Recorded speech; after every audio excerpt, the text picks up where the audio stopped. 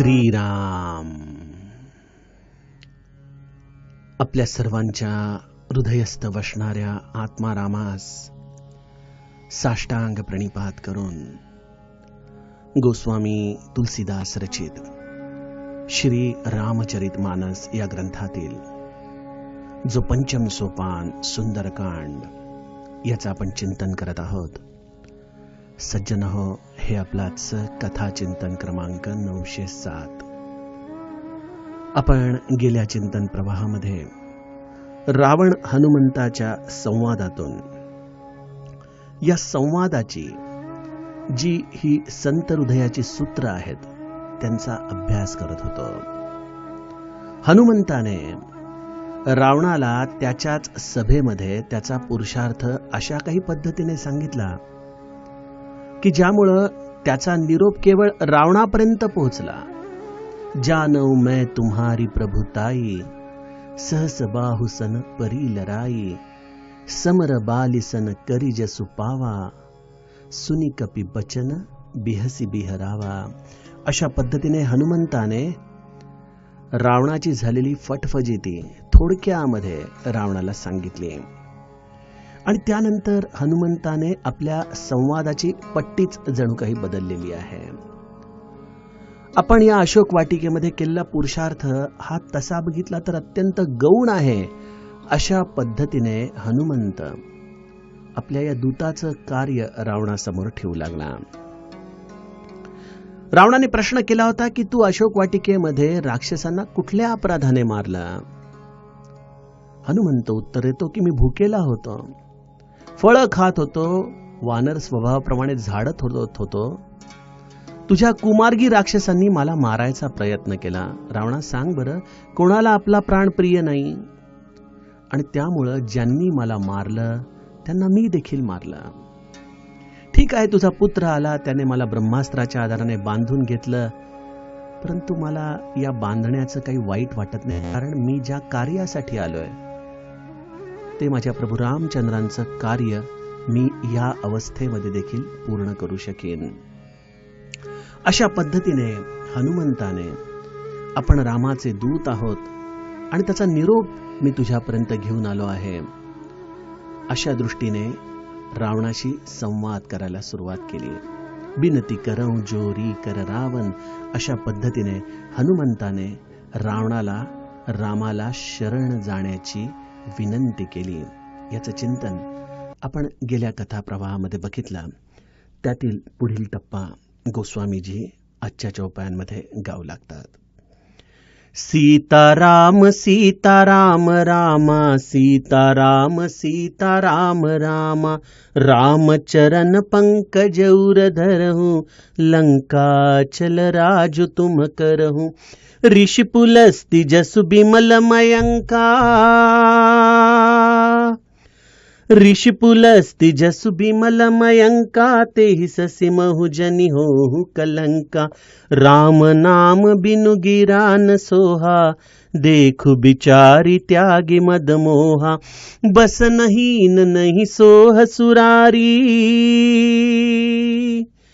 बस नहीन नहीं सोह सुरारी, सब भूषण भूषित बर नारी, सीताराम सीताराम रामा, सीताराम सीताराम रामा, राम विमुख संपत्ति प्रभुताई, जाई रही पाई बिनु पाई, सजल मूल जिन सरितन नाही, सजल मूल जिन सरितन नाही, बरसि गए पुनित बहि सुखाई, सुनु दस कंठ कहु पन रोपी, बिमु राम त्राता नहीं कोपी, सीताराम सीताराम रामा, सीताराम सीताराम रामा, शंकर सहस विष्णु अज तोही, शंकर सहस विष्णु अज तोही, सकहि न राखी राम कर द्रोही, सीताराम सीताराम रामा, सीताराम सीताराम रामा, मोह मूल बहुसूल प्रद, त्यागहु तम अभिमान, भजहु राम रघुनायक, कृपा सिंधु भगवान. सीताराम सीताराम राम, सीताराम सीताराम रामा. सियावर रामचंद्र प्रिय हो.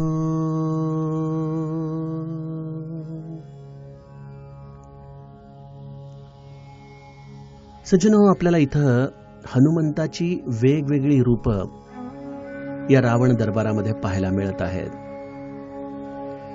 संत जरी बाह्यांगाने कितीही क्रोध, कितीही पद्धतीने नीतीची वचनं, हे जरी सगळं काही दाखवत असले ना, तरी अंतस्थ हृदयामध्ये एकच हेतू असतो बघा, आणि तो म्हणजे ज्या जीवाशी ते संवाद करत आहेत त्याचं कल्याण होणं, त्याचं हित होणं. या पलीकडं संतांना या सर्व संवादामधून काहीच साधायचं नसतं. हनुमंताने सर्वप्रथम आपल्या अतुलित बलाचा परिचय अशोक वाटिकेमध्ये दिला. त्यानंतर आपल्या बुद्धी चातुर्याच्या आधाराने त्यांनी रावणाच्या अहंकारावरती देखील हल्ला चढवला. प्रभू रामचंद्रांवरती असलेल्या अपार निष्ठेतून आपण रामाचे केवळ दूत आहोत आणि त्याचा निरोप मी तुला पोहोचवायला आलो आहे, हे देखील त्यांनी सांगितलं. परंतु मला सांगा की रामाने हनुमंताच्या जवळ रावणासाठी काही निरोप दिला होता का हो? अर्थातच नाही. प्रभू रामचंद्रांनी ना सीताजींच्यासाठी ना रावणाच्यासाठी, परंतु हे सद्गुरु तत्व असं आहे की जे भगवंताच्या इच्छेला, त्याच्या अंतरंगातल्या सूक्ष्म असलेल्या विचार प्रवाहांना आपल्या अंतःकरणामध्ये धारण करतं. त्यामध्ये असलेल्या चिंतन रूपी तत्वाच्या आधाराने प्रभू रामचंद्रांच्या इच्छेचा विस्तार जीवांच्या पुढे ते अत्यंत विनयाने करून सांगू लागतं. हनुमंताने सीताजींना ज्या पद्धतीने प्रभू रामचंद्रांचा निरोप दिला, त्याचप्रमाणे प्रभू रामचंद्रांचा हा दूत आज रावणाच्या दरबारामध्ये देखील उभा आहे.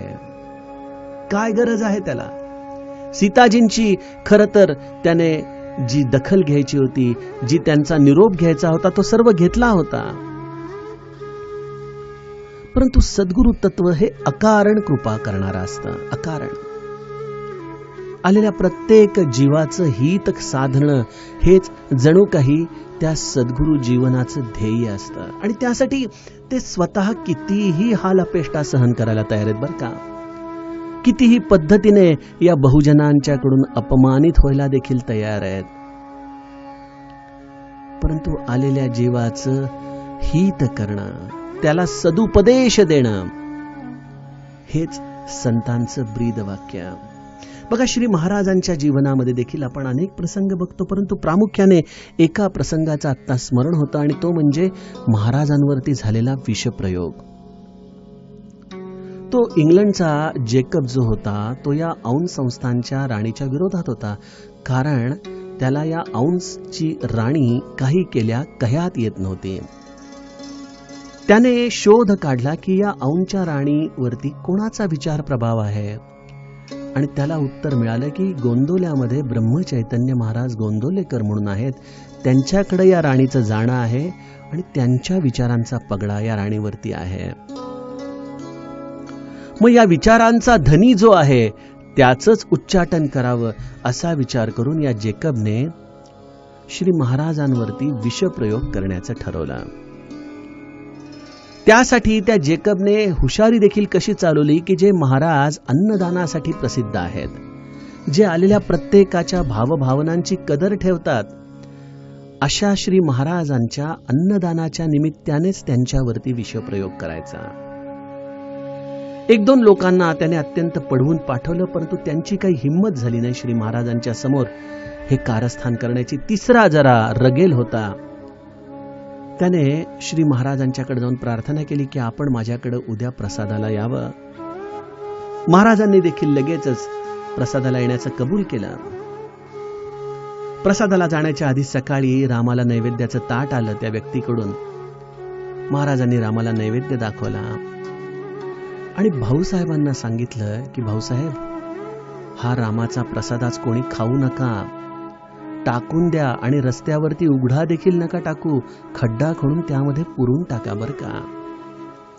यावरती भाऊसाहेब म्हणाले, महाराज आपण मग का या प्रसादाच्या निमित्ताने त्या व्यक्तीकडे जाताय?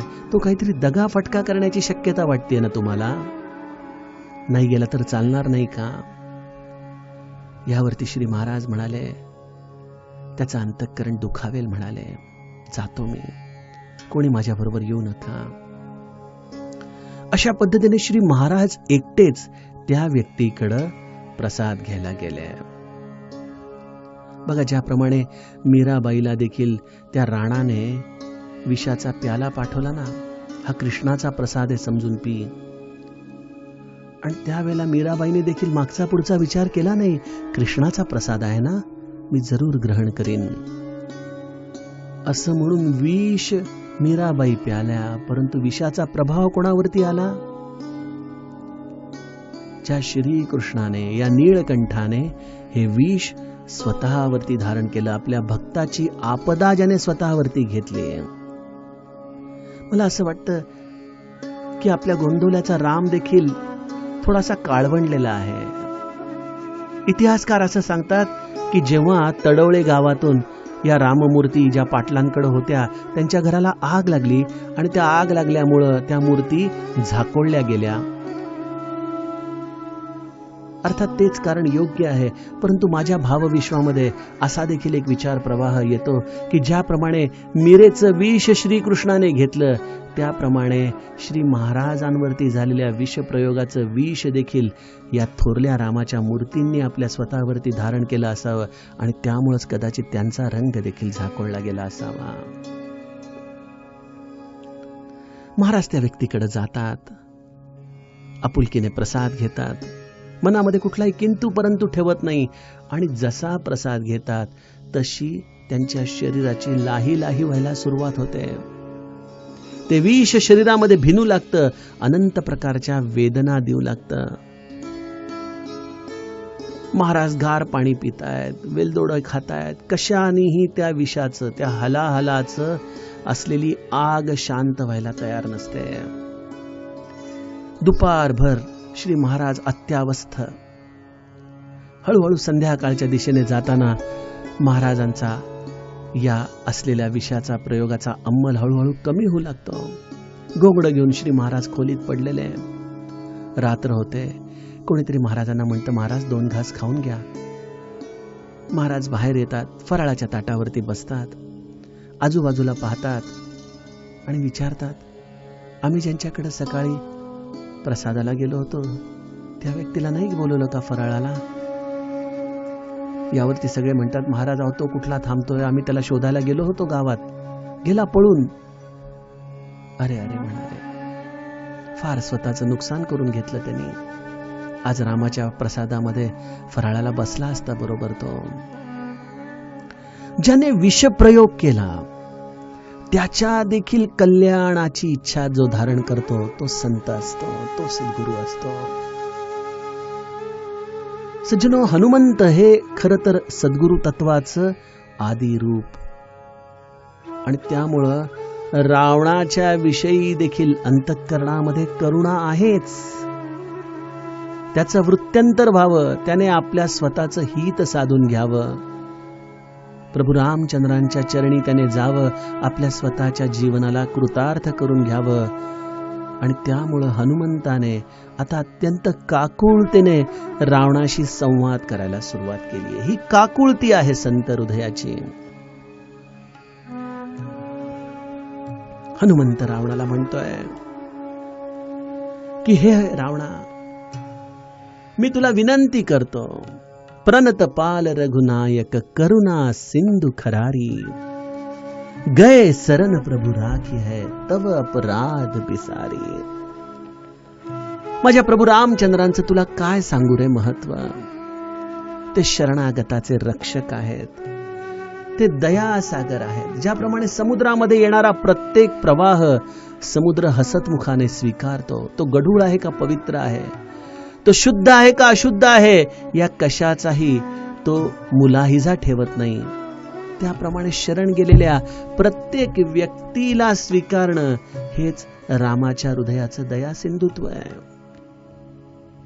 तू प्रभू रामचंद्रांना शरण जा.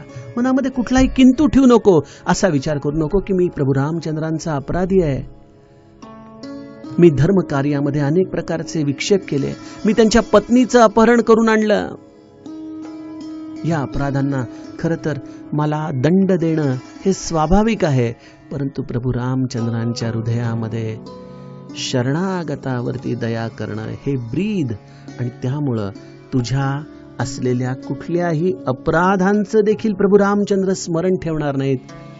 मी तुला त्यांच्या वतीने हे वचन देतो रावणा.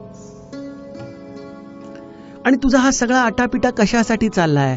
या लंकेचं राज्य अचल राहावं, स्थिर राहावं, तुझं नाव लौकिक, तुझं सुयश असंच वाढत राहावं, लोकांनी तुझी वारंवार वाहवा करावी, या विश्वामध्ये तू खऱ्या अर्थाने अजरामर होऊन जावा, यासाठीच तुझी धडपड चालली आहे ना. यासाठी मी तुला एक साधं सोपं सूत्र देतो बघ. हे सगळं काही तुला प्राप्त होऊ शकतं, सगळं काही.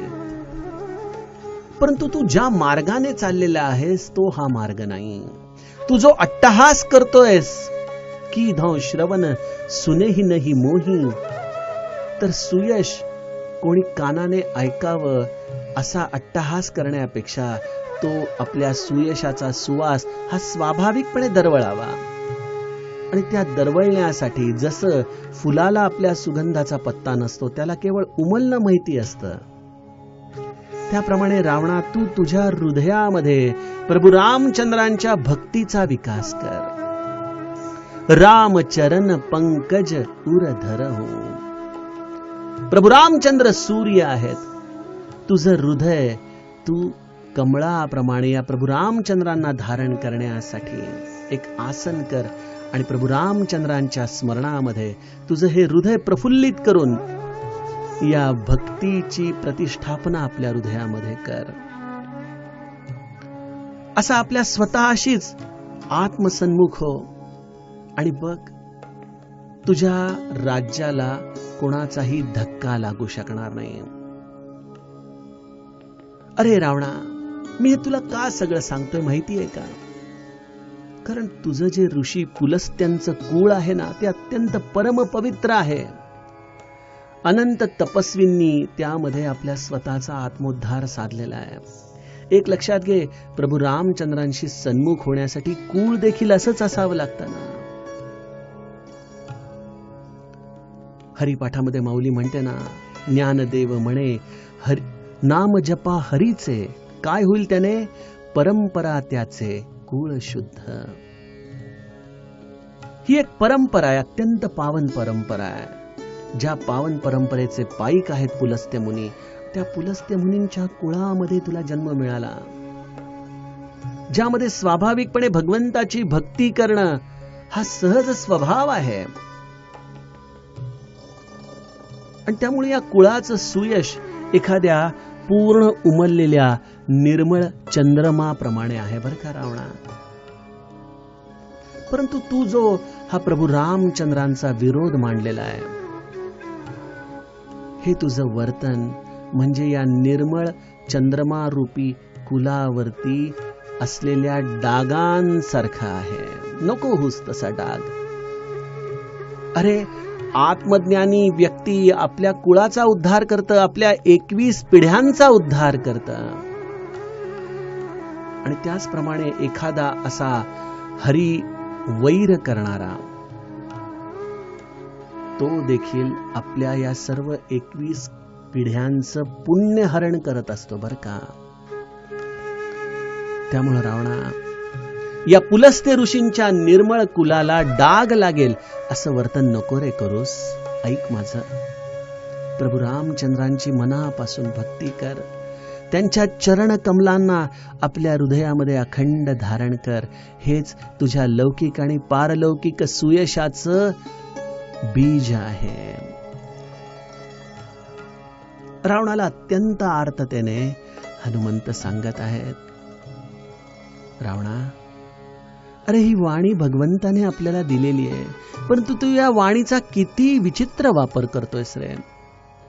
या वाणीच्या आधाराने केवळ अहंकार व्यक्त करणं, आपल्या स्वतःचं महत्व लोकांच्या मध्ये सांगण्याचा वारंवार प्रयत्न करणं, हा अट्टहास करणं, हे वाणीचं कार्य नाही बरं.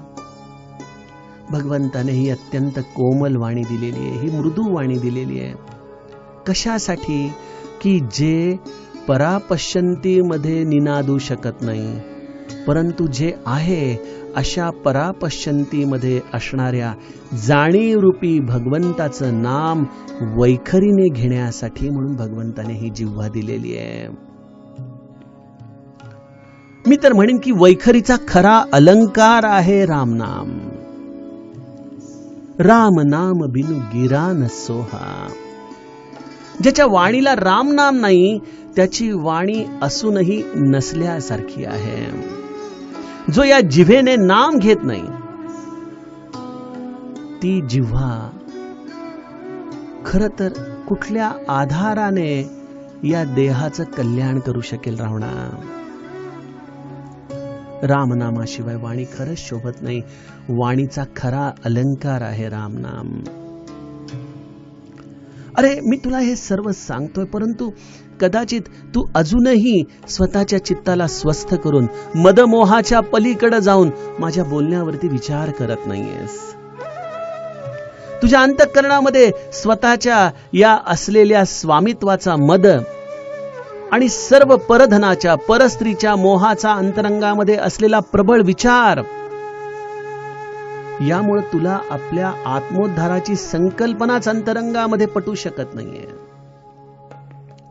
रावणा, या मदमोहाच्या आधाराने जीवाला केवळ नरकाचा रस्ता मिळतो बर का. अरे तुझ्या पुलस्त्य मुनींचा वंशज आहेस आणि त्याने नरकामध्ये जावं, यापेक्षा अजूनही कुठला काळीमा तू आपल्या कुळाला लावणार आहेस? म्हणून रावणा, मी पोट तिडकीने सांगतो, अत्यंत आर्ततेने सांगतो, बघ माझं यामध्ये काय हित आहे बरं, सांग बरं. मी का सांगतोय तुला हे सगळं? मी तुझ्या समोर असा बांधलेला आहे,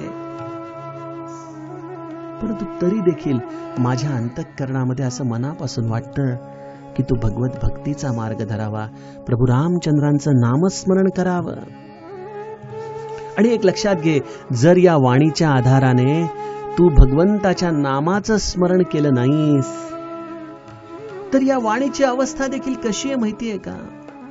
कदाचित तुला खूप चांगले वेद येत असतील, खूप चांगलं शास्त्र येत असेल, तुझ्याकडे सर्व प्रकारची युद्धनीती, धर्मनीती याचं ज्ञान जिभेवरती रेंगाळत असेल, परंतु हे सगळं असूनही हे सगळं ज्ञान भकास वाटेल जोपर्यंत ही जिव्हा रामनामामध्ये सतत अखंड मग्न राहत नाही.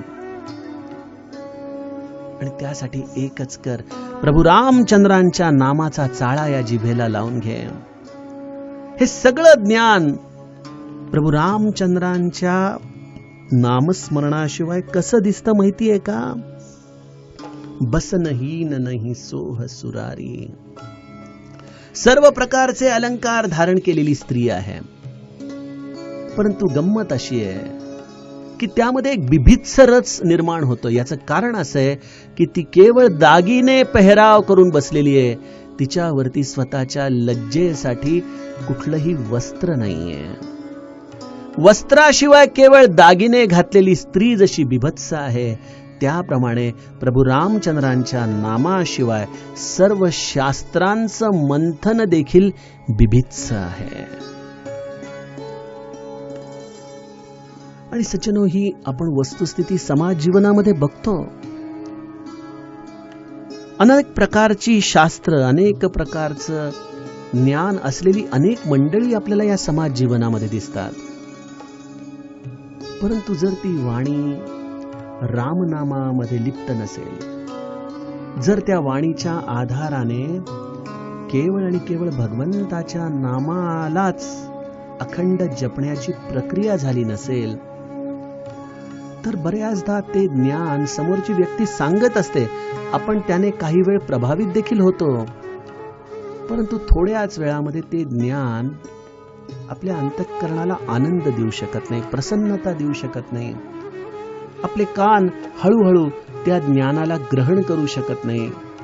याचं कारण असं आहे की ते ज्ञान एक प्रकारे या रामनामाच्या शिवाय व्यक्त झालेलं आहे.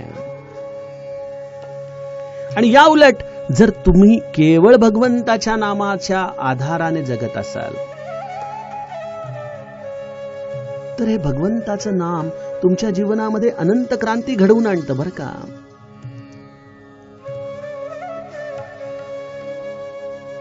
भगवंताच्या नामाचं महत्व सांगताना नामवंदनेमध्ये गोस्वामीजी एक अत्यंत सुंदर चौपाई रचतात बघा. जाना चहही गूढ गती जेऊ, नाम जीह जपी जानही तेऊ. ज्याला ही अत्यंत परमार्थाची गूढ तत्व जाणून घ्यायची आहेत, ही गूढ रहस्य जर त्याला जाणून घ्यायचे असेल तर त्याने एकच करावं, प्रभू रामचंद्रांचं नाव जिव्हेने अखंड जपावं. तो जपच त्याला परमार्थाची सर्व गुह्य सूत्र अंतरंगामध्ये उमलवून देतो. आपण पुस्तक वाचाल न वाचाल, ग्रंथ वाचाल न वाचाल, परंतु भगवंताच्या नामाचं ही गुरुकिल्ली अशी काही विलक्षण आपल्या अंतरंगामध्ये क्रांती घडवून आणते की अगुण सगुण बिच नाम सुसाखी, उभय प्रबोधक चतुर दुभाषी. अशा पद्धतीने नाम निर्गुण आणि सगुणामध्ये एखाद्या भाषांतर करणाऱ्या व्यक्तीसारखं, ट्रान्सलेटर ज्याला म्हणतो त्या पद्धतीने निर्गुण आणि सगुणाच्या मध्ये समन्वय साधणारं, परमार्थाची गूढ तत्व उलगडून देणारं असं विलक्षण रसायन आहे. नामाच्या आधाराने आपण अभ्यास करावा. मी असं म्हणणार नाही की मग ह्याचा अर्थ ग्रंथ वाचन निषिद्ध आहे, इतर कुठल्याही वेद उपनिषदांचं वाचन निषिद्ध आहे. सज्जनो, हे सगळं हवं, परंतु ज्याप्रमाणे प्रकाश हा ज्ञानासाठी अत्यावश्यक आहे ना, त्याप्रमाणे नामस्मरणाच्या प्रकाशामध्ये आपण आपल्या सर्व ग्रंथांचा, सर्व वेद उपनिषदांचा अभ्यास करावा. अहो, इतकंच काय, मी म्हणतो लौकिक जीवनामध्ये जे काही आपण शिकत असाल, शास्त्र, गणित, जे काही वाचत असाल, या सगळ्यांना भगवंताच्या नामाच्या स्मरणामध्ये आपण जतन करावं. त्या सरस्वतीला अत्यंत आवडणारं हे भगवंताचं नाम आहे. ही सरस्वती देखील अशा नामस्मरण रूपी मानस सरोवरामध्ये स्नान करून आपला सर्व थकवा दूर करत असते. आणि अशी मग सतेज झालेली सरस्वती जेव्हा जिव्हेवरती येते, जेव्हा एखादा नामधारक आपल्या वाणीच्या आधाराने परमार्थाची गूढ तत्व सांगू लागतो, तेव्हा तो देखील अचंबित होऊन ऐकू लागतो की अरे, कुठून बोलतोय मी? हे तर मी कधी वाचलं नाही, हे तर मी कधी ऐकलं नाही, हे कुठून आलं? आणि त्याचं उत्तर एक आहे की जाना चहही गूढ गती जेऊ, नाम जीह जपी जानही तेऊ. आणि या उलट नामाचा आधार न घेता, किंबहुना नामस्मरणाने काय होतंय, माझं एवढं वाचन आहे, मी या विषयामध्ये डॉक्टरेट केलेली आहे, अशा पद्धतीने अहंकाराच्या अधीन जाऊन जर आपण नामाचा अव्हेर केला ना सज्जनो, तर नामाच्या या विन्मुखतेमध्येच सरस्वतीची देखील अप्रसन्नता असते. आणि जिथं सरस्वती अप्रसन्न होते तिथं सर्व ज्ञान असूनही ते ज्ञान रस निर्माण करू शकत नाही, सौंदर्य निर्माण करू शकत नाही, किंबहुना त्या ज्ञानामध्ये एक दुर्गंधी जाणवते, एक बिभित्सता जाणवते. आणि रावणाच्याकडे पाहून हनुमंताला देखील हेच जाणवलं की केवढा शास्त्र संपन्न, केवढा विद्या विभूषित आहे रावण, परंतु ह्याच्याकडं नामाची विन्मुक्ता आहे, याने नामाचा अव्हेर केलाय आणि त्यामुळे त्याची ही सर्व संपन्नता, त्याचं हे सर्व सोनं नाणं तसंच दिसतंय जशी एखादी स्त्री केवळ दागिन्यांच्या शिवाय वस्त्रविहीन अवस्थेमध्ये जशी बिभित्स जाणवते. सज्जन हो, असं हे प्रभू रामचंद्रांच्या दासाचं, हनुमंताचं रावणाच्या उद्धारासाठी चाललेलं हा संवाद, आणि त्याची एकच अपेक्षा आहे की रावणाने आपल्या अंतरंगातल्या मदमोहाला त्यागून प्रभू रामचंद्रांची भक्ती करावी, त्यांचं नाव आपल्या अंतःकरणामध्ये दृढ धरावं, आपलं या पुलस्त्य मुनींच्या कुळाचा त्याने उद्धार करावा आणि लंकेमध्ये त्याने अचल राज्य करावं. यामध्ये हनुमंताची स्वतःची कुठलीही स्वार्थाची भूमिका नाही, परंतु जगाचा स्वभाव असा आहे की जो असा निस्वार्थपणे दुसऱ्याच्या कल्याणासाठी झिजत असतो, तरी देखील समोरच्या व्यक्तीला अशा व्यक्तीचा नेहमी गैरसमजच होत असतो. रावणाच्या अंतःकरणामध्ये देखील हनुमंताच्या विषयी असाच गैरसमज दृढ होणार आहे. तत्पूर्वी अजूनही काही संवाद हनुमंत रावणाशी करणार आहे. सज्जनो, त्याचं चिंतन आपण उद्याच्या कथाप्रवाहामध्ये करूया. जानकी जीवन स्मरण जय जय.